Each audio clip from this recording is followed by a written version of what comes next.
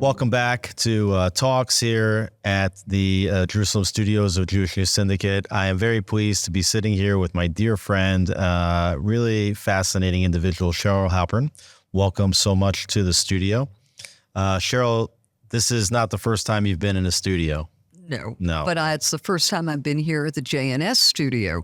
So I appreciate the privilege and the opportunity. And Cheryl, you have a long background in broadcasting experience. We were talking before, you got your start really in radio, and you were the chair of the Corporation for Public Broadcasting in the United States, and you've also been involved in international media as well. And tell me a little bit about your background.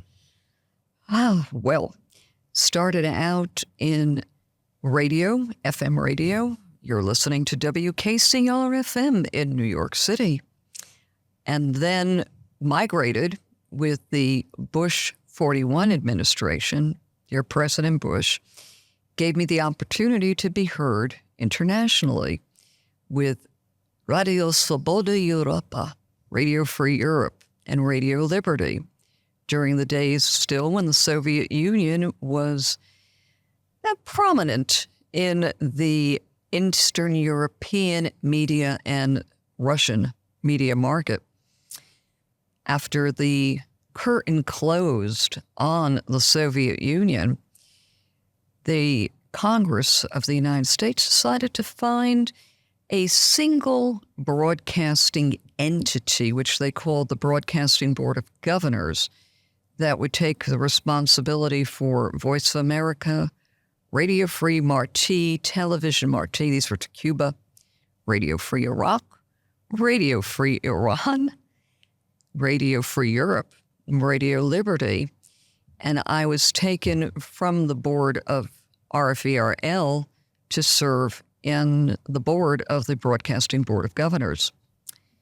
Continued to serve, during the Clinton administration, and when Bush 43 became president, he said, Cheryl, you've served enough with international. How about doing something domestically? Hence the Corporation for Public Broadcasting.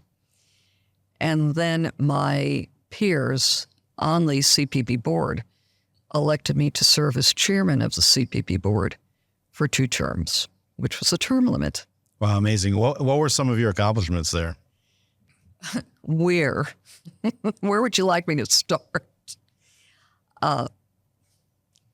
With Radio Free Europe, Radio Liberty, the most important moment that I take pride in when there was the coup attempt with regard to Yeltsin. And you had the military coming into Moscow with their tanks, and there was no way to communicate to the Muscovite population. We had a telephone hookup to Moscow, to the Moscow White House, and Yeltsin was able to speak on this phone connection. RFERL at that moment in time was located in Munich in Germany, but we were able to rebroadcast to the Moscow population. They heard Yeltsin. They came out and stopped the tanks and maintained the integrity of the Yeltsin administration. So I and my colleagues, we went from being persona non grata to becoming the heroes for Russia. And Yeltsin directed Mayor Popov to give RFERL an office space in Moscow to allow us to continue to operate without exception in Russia. It was an incredible moment for all of us who had served during the course of the Soviet Union and then post-Soviet Union. In terms of going forward to domestic broadcasting, the Corporation for Public Broadcast oversees both public broadcasting, PBS, in terms of television, but also NPR, the National Public Radio. But there had never been an office of an ombudsman at NPR, so that if somebody wanted to call to applaud what was being heard or to criticize the accuracy or transparency of what was being heard, they had nowhere to go. And collectively with my board, we determined that we needed to create an office where voices of listeners could be heard. And that's what we did. And in a way, PBS and NPR are ahead of their time a bit in terms of creating the model for reader-supported or viewer-supported media. For example, JNS is a reader and viewer-supported media outlet. But that model has really taken hold. I think as you see so many media outlets now flooding the space and competing in this oversaturated market, reader-supported, viewer-supported media has really proven itself as a very meaningful model for a lot of media outlets. I think it's essential, and it gives the local listener or reader the opportunity to really be participatory, enabling them to feel, I am a part of what my neighbors, what my associates, what my children, if they're in school, are getting to listen to or to read. Right, and it started with local, and now it's become community-based because community is no longer defined just by a geographic location. That is true. So in addition to radio, you've also ventured into film. And you've done several short documentaries. I see that you really like documentary film. And you did a film back in 2015 called Nats on Nats. It was a short film which won a Sophie Award for Best Short Film about the heroic stories of female fighters in Ethiopia, right? Oh, absolutely. So tell me about how you went back from domestic work to now international. Well, I have a very dear friend, Mitchell Stewart, who created an Emmy Award-winning company called HQ Creative. And when I was ready to give up government service, Mitchell said to me, Cheryl, I'm waiting for you. You got to be my partner going forward in branding and promotion and creating visual storytelling for HQ, both domestically and internationally. And I said, great, I now have a place to go to. So I had met the First Lady of Ethiopia, Azeb Mesfin. And I want to know more about what she, as a First Lady, was doing to empower the young women in Ethiopia. And I go with her to meet with some of her peers in the Tigray region, and we're talking about education. This is at a breakfast table. And we're eating cereal. All of a sudden, she and her peers, I felt like I was in summer camp. They're throwing cereal at each other. What's going on here? And they start telling me the story of the 17-year struggle for freedom and gender equality that they participated in. And as women, as young girls, because they were teenage girls, the cultural perception of women was not particularly positive. The expectation was that women couldn't commit to a cause. The farmers who were supporting this revolution against Mengistu had the women open their shirts to prove that they were in fact female. And so I said, this is an incredible story. I knew nothing about it, where you had literate and illiterate women you had rural and urban women creating a sisterhood in order to challenge cultural norms, be participants in this revolution against Mengistu, who was a dictator, in order to create freedom and independence for all. It took 17 years, but in fact, when Mengistu's army went ahead and surrendered to the revolutionaries, it was to a female brigadier. And we're talking a little bit about the role of women, moving societies forward. And, you've played your role in doing that, both, in Corporation for Public Broadcasting and others. But, tell me some of the lessons you've learned about the role that women can play in society. Anything and everything is possible if you commit yourself. You need to be able to have a vision, a goal, and be able to share it with others. It's amazing how engaging with one another, regardless of gender, regardless of age, regardless of ethnicity, when you sit and talk, people listen.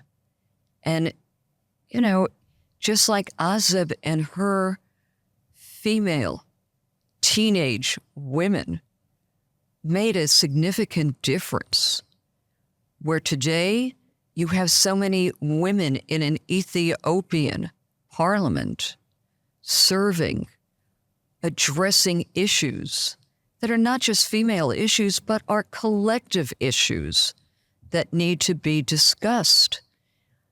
And even within the film industry,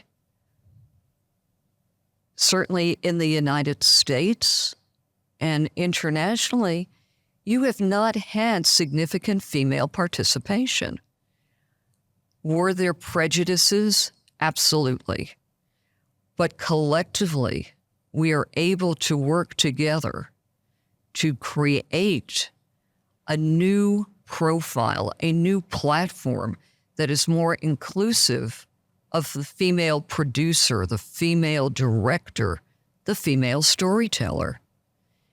And to me, that is a goal that I'm proud in my own small way, be it with Sonnet or Conde Bode or other films that I have been able to produce and direct, have helped make a difference.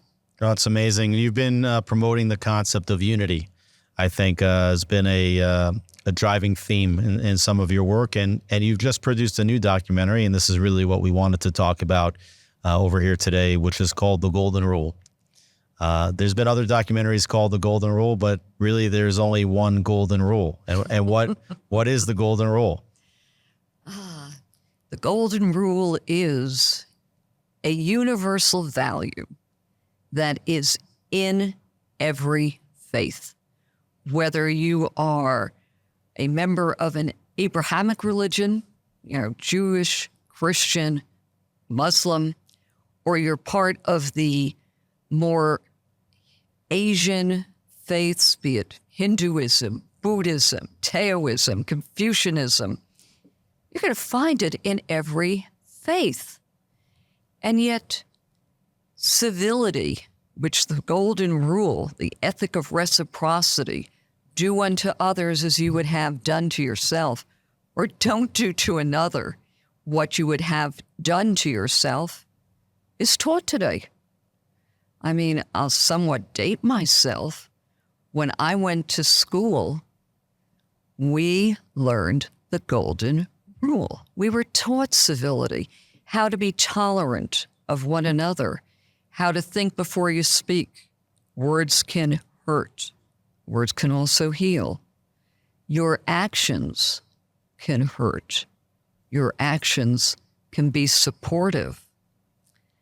So, going back to my early days in Indonesia, because you referenced in Sonnet that story, a documentary about the Ethiopian women, for whatever reason, I was motivated to submit it to an Indonesian film festival.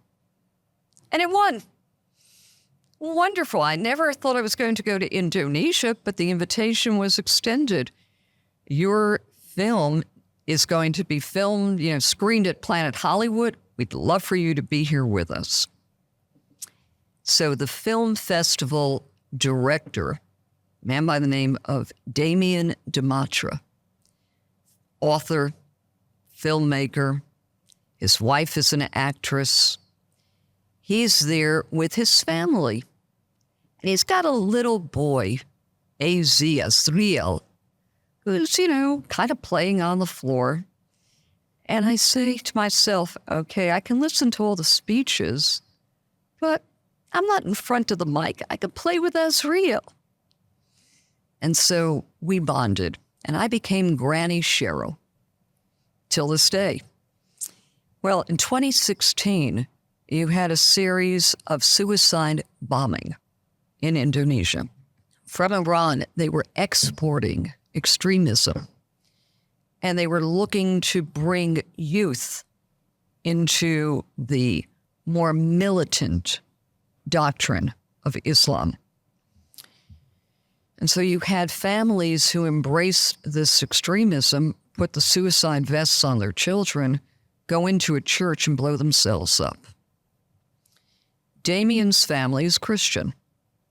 And so AZ says to Granny Cheryl, I'm afraid. I'm afraid to go to school. I'm afraid to go to church. I don't want to die.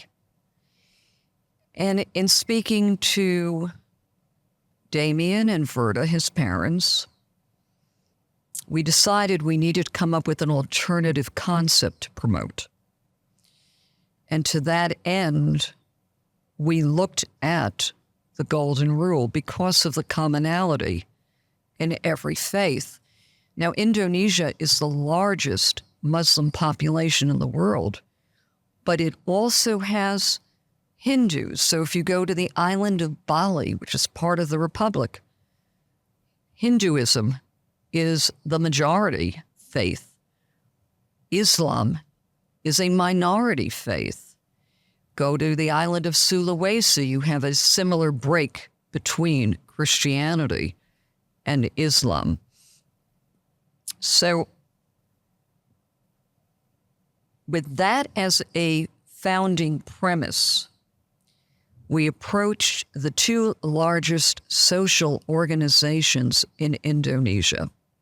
And let me, just for educational purposes, understand Indonesia is no single landmass. 6,000 inhabited islands from an archipelago of 17,000 islands.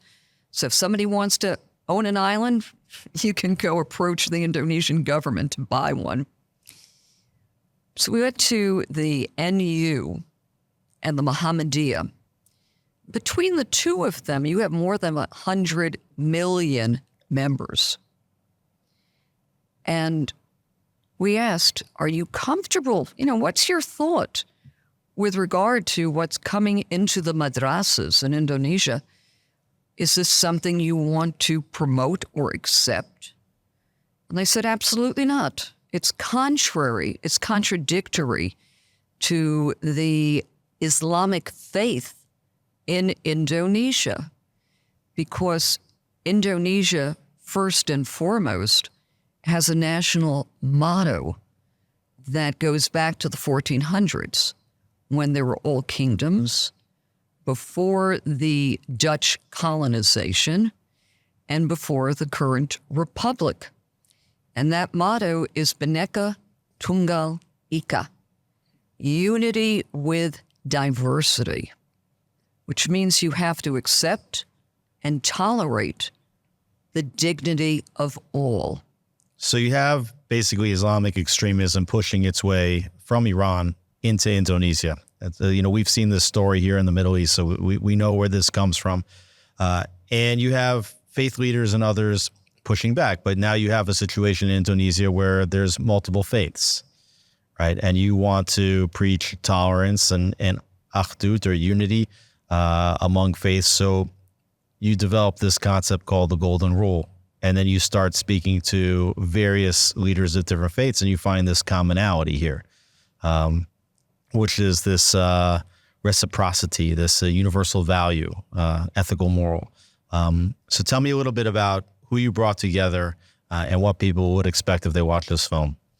So it has to go back. The next step was to create an initiative. It's called the Visions of Peace Initiative, looking at the pemuda, which is called the youth of Indonesia, ages 5 to 18, and to first sit with them and listen to their fears. And the fear of a 5-year-old is going to be very different than the fear of an 18-year-old or a 16-year-old. But repeatedly, we would hear concerns about bullying, cyberbullying, harassment, cyber harassment, recruitment. That was the pitch being made by the more radical Islamic followers. And you listen, and then you start teaching. We had the administrators of the schools, teachers, parents come in together with the children to learn about the Golden Rule, learn about from whence does it arrive, whether, again, with the Abrahamic faith, it goes back to the days of the Torah. You know, the whole notion, whether we call it the Torah or the Old Testament, it's v'ahavta l'reacha kamocha. To love your neighbor as yourself. Do unto, and the New Testament, it becomes do unto another as you would want done to yourself. And the children would listen. And then we challenged the young people. Use any art modality you want. You want to write me a story. You want to sing me a song. You want to dance. You want to film. You want to do a drawing. Express your vision of a peaceful tomorrow. And not just to have it be done, and they're going to throw away the art or what have you. We jury this at every school, at every event. Jury, give awards, certificates to the top 25, and then tangible trophies to the top 3. To all the participants, if they're younger, they get backpacks with the Vision of Peace logo. Teachers and older children, T-shirts that they can wear and be seen. And then, in order to maintain continuity, we created calendars that show every faith, different faith every month, in the language of Bahasa, which is the national Indonesian language. So January can be the Golden Rule in Judaism. February could be the Golden Rule in Hinduism. March, it could be Christianity. April can be Islam, and go on and on and on. So the children, the young people see it when they go into the classroom and when they leave. That wasn't enough. We decided we needed to create a documentary that could bring together clergy, spokespersons for the different faiths that could be screened at the schools, in the cinemas, to again reaffirm that there is this commonality, this universal value embraced by every faith. And determining how long a documentary could be made without losing an audience determined how many faiths we would bring onto the screen. And to that end, we have a moderator, Dr. Ephraim Isaac, from the Institute of Semitic Studies at Princeton University. we have the high priest, the Hindu high priest from the island of Bali. We came here to Israel to interview the Armenian church chancellor because Armenia was the first national group to accept Jesus, even before Rome and the Vatican. We went to the Baha'i in Haifa. That's their headquarters. They're the newest faith on the block. Did interviews there.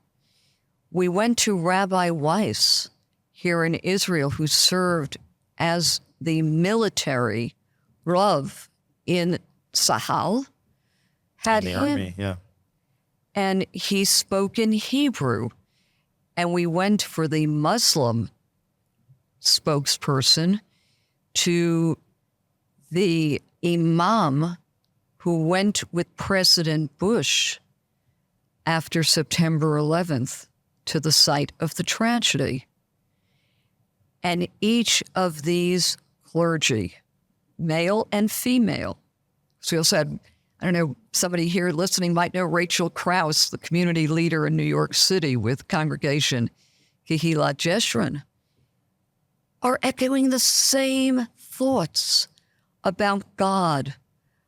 Be whatever we choose to call God, there is a love that God has for all of creation. And if you kill in the name of God, that is offensive to God. And we need to learn the golden rule to tolerate each other because we are all God's children.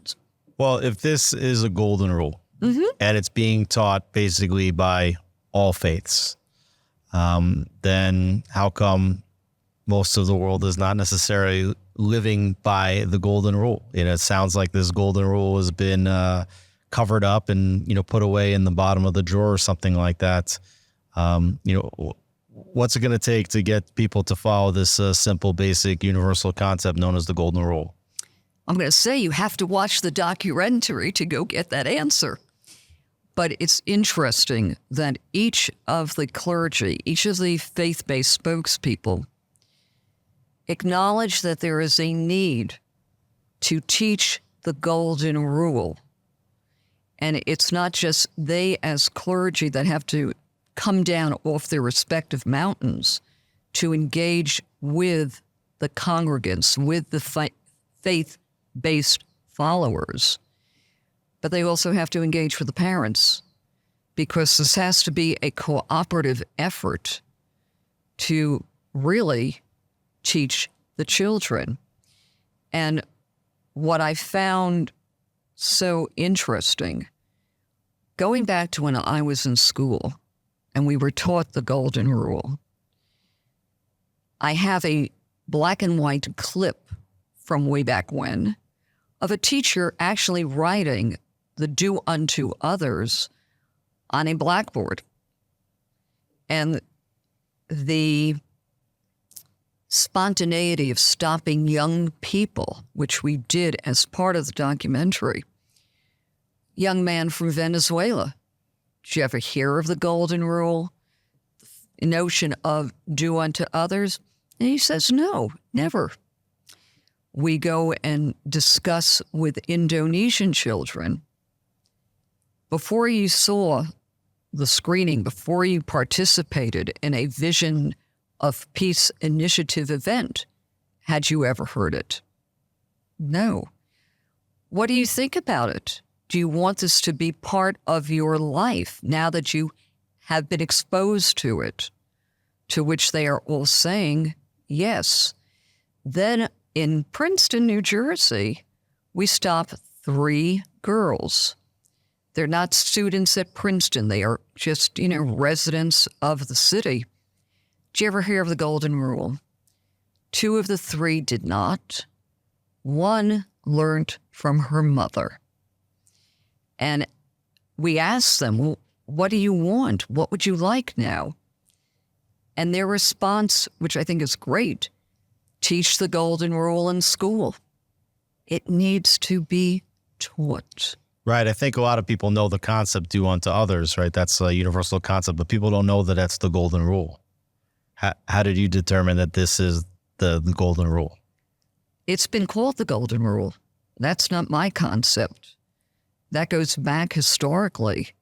The more modern terminology is the ethic of reciprocity. But the fact that civility used to be part of curriculum, going back in time, whatever made the determination to remove it from the curriculum, I could suggest, and I'm making an assumption here, when we had the movement to no longer say the Pledge of Allegiance in a public format, because the pledge initially included one nation under God. When you remove the notion of faith from a school environment, then you definitely are silencing the golden rule. Yeah, it's probably not being inserted into a lot of the critical race theory that's being taught in the schools today. But also, you have much more selfishness, I think. People don't think as much about others as they think about themselves today. And if they would only think about themselves in terms of how they'd like others to treat them and in terms of how they would treat others, maybe we would get somewhere. Now, the film just had a limited theatrical release in the United States, I saw, and all across the United States. Tell me a little bit about where people can see the film.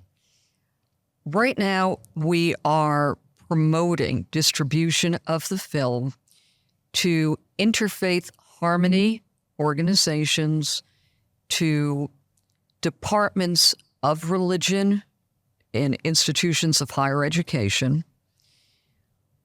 We are focusing on film festivals overseas. The film festivals in the United States would be the third piece to this before going with, let's say, Netflix or Amazon for direct streaming. But we have found that intolerance is prevalent in so much of the world where there's an absolute need. A Sudanese ambassador to Indonesia wants this screened in the Sudan because of the number of children who have been victimized in the current conflict in the Sudan.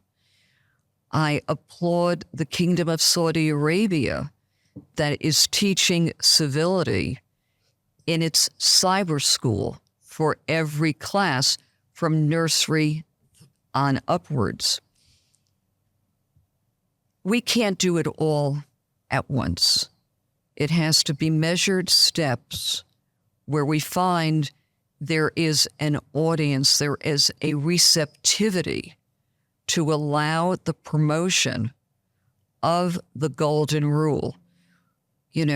Rockwell, in the beginning of the documentary, you have this beautiful picture that he painted of do unto others. It's a matter of, I don't want to say it's like the phoenix out of the ashes, but it's a matter of bringing it back into contemporary society by teaching the children. Cheryl, you're the director of this film. If people want to learn more about how to get involved with the movement behind the film, how to get it screened in interfaith harmony groups or elsewhere around the world, how would they get more information? You can go to the Vision of Peace Initiative website, and you can contact me directly on my email address, CherylHalpern@gmail.com. Brilliant. And I answer it because we are not looking for any revenue stream. The HQ Creative team, the team of the Visions of Peace Initiative in Indonesia, partners in the production of this documentary. We want it to be shared, seen. Let everybody go with family, friends. Vimeo links will be happy to provide, because it's more important to create a more caring, tolerant society than the me, myself, or I that seems to be prevalent today. Well, we're here in Israel right now, and we've had a lot of domestic issues and disagreements. We're obviously fighting a war with terrorists, our neighbors. You have a tremendous amount of experience here in Israel. You come often. Tell me a little bit about why this city is so important to you and your family. Why the city of Jerusalem?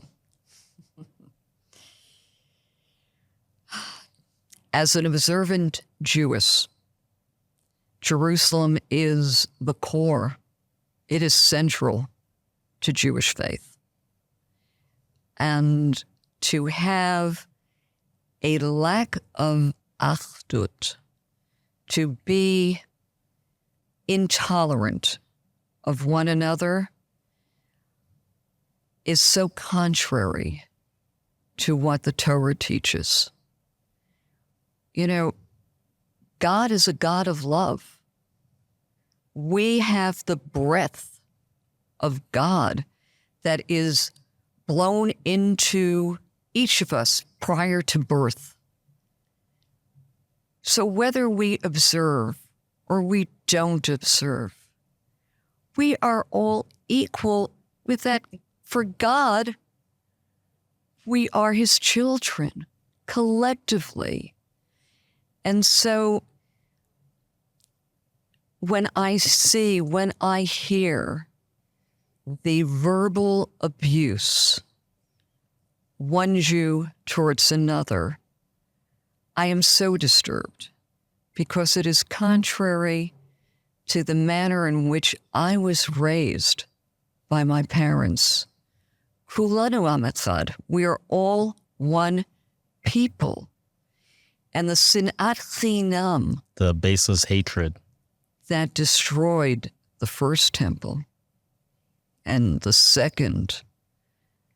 If we're going to rise above and recreate a city for God with the bringing of the dispersed tribes back and the arrival of the Messianic age, we really need to learn to tolerate each other. And Jerusalem needs to be that symbol, that city of tolerance. The Lion of Judah needs to reign supreme with respect, dignity, and tolerance for all of us. Cheryl Halpern, filmmaker, radio personality, corporate executive, impact philanthropist. Thank you so much for being here with us. Well, thank you for inviting me to be here with you. And please, God, let us continue to engage with one another with peace, with respect, and with tolerance. Thank you so much. And Shana Tova Mutuga, a sweet and a healthy and a happy and a prosperous and a healthy new year to you. Or as we say in Yiddish, let it be a good, gebencht, gesund Jahr. A good, gebencht, gesunde year to you and to all of our viewers and listeners, wherever you may be. Should be a good year for everybody, especially for the Jewish people and the city of Jerusalem. Cheryl Halpern, what a privilege to have you in the studio. Thank you so much. Amen, amen. Thank you.